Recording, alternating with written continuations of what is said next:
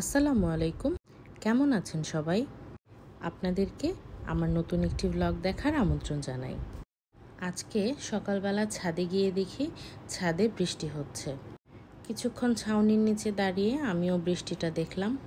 এরপরে আমি আমার মুরগিদেরকে খাবার দিয়ে বাসায় চলে এসেছি। কালকে আমি আমার ব্লগে জিজ্ঞেস করেছিলাম এটা কি গাছ সেটা বলতে। এটা হচ্ছে মুগ ডালের গাছ। দুপুরের দিকে আম্মু বলল হসপিটালে খাবার নিয়ে যেতে, তাই আমিও হসপিটালের উদ্দেশ্যে রওনা দিলাম। হসপিটালে পৌঁছে ভেতরের দিকে যাচ্ছি। হাসপাতালের পরিবেশটা অনেক সুন্দর। আপনার এটা দেখে মনেই হবে না যে এটা কোনো হসপিটাল। রাস্তার দুপাশেই গাছ লাগানো আছে এবং বসার জন্য চেয়ারও দেয়া আছে। ভেতরে ঢোকার সময় দেখলাম আমার জন্য 2টা স্পেশাল গার্ড দুই পাশে ঘুমিয়ে আছে। হসপিটালের এই অংশটাতে আমি যতবারই এসেছি ততবারই ফাঁকা পেয়েছি। সিকিউরিটি গার্ড থেকে শুরু করে রিসিপশন সম্পূর্ণ জায়গাটাই আমি খালি পেলাম। আশেপাশে 2-1 মানুষ ছাড়া আর কাউকেই দেখা যাচ্ছে না। আর যাই বলেন না কেন, হসপিটালের ইন্টেরিয়রটা কিন্তু খুব দারুণ হয়েছে। লিফট থেকে নেমে আমি ওয়ার্ডের দিকে আগাচ্ছি। এখন দেখেন আমার সাথে একটা মজার ঘটনা ঘটছে। আমি এখান থেকে যখন করিডোর ধরে হাঁটা শুরু করলাম, তখন এখানে যিনি কাজ করেন তিনি ফ্লোর মুছছিলেন। তিনি আমাকে ওই দিক থেকে ইশারা করেছেন জুতাটা খুলে হাতে নিয়ে আসার জন্য। আমিও জুতা খুলে জুতা হাতে নিয়ে হেঁটে গিয়েছি। এই বিষয়টা কিন্তু বাসায়ও আমার সাথে হয়। আমি যখন ঘর মুছি তখন আমি কাউকেই পাড়াতে দেই না, এবং কেউ যদি পাড়ায়ও তাহলে কিন্তু ভীষণ রাগ হয়। এরপরে আমি বাসা থেকে যে লাঞ্চ নিয়ে গিয়েছি সেটা এবং হসপিটালের লাঞ্চ দিয়ে আমরা 2জন লাঞ্চ করলাম। আসেন আপনাদেরকে এই হসপিটালটা একটু ঘুরে দেখাই।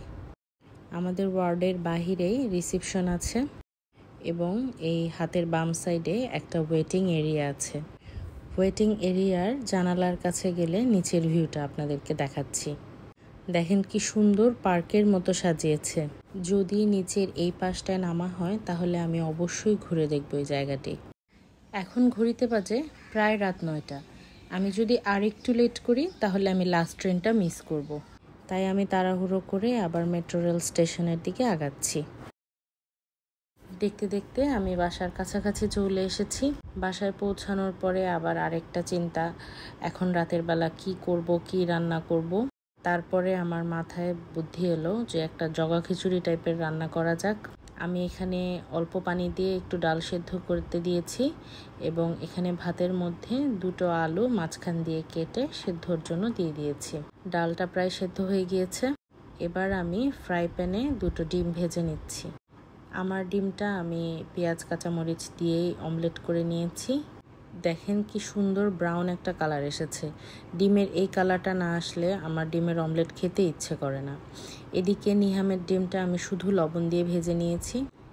এবার আমি কড়াইয়ের মধ্যে সামান্য তেল দিয়ে অল্প একটু পেঁয়াজ দিয়ে দিলাম। এরপরে একে একে সব মশলা অ্যাড করলাম। আপনারা আপনাদের পছন্দ অনুযায়ী মশলা অ্যাড করতে পারেন, বাট আমি এখানে একটু সামান্য গরম মশলাও অ্যাড করেছিলাম। মশলা কষানোর পর এখানে আমি সেদ্ধ করে রাখা ডালটাও দিয়ে দিয়েছি। আর অন্যদিকে যে ভাতের মধ্যে আলুগুলো দিয়েছিলাম সেই আলুগুলো সেদ্ধ হয়ে গিয়েছে।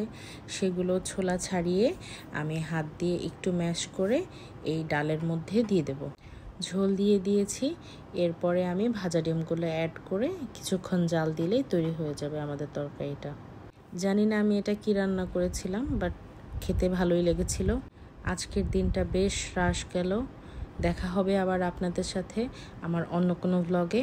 সেই পর্যন্ত সবাই ভালো থাকবেন, সুস্থ থাকবেন। আল্লাহ হাফেজ।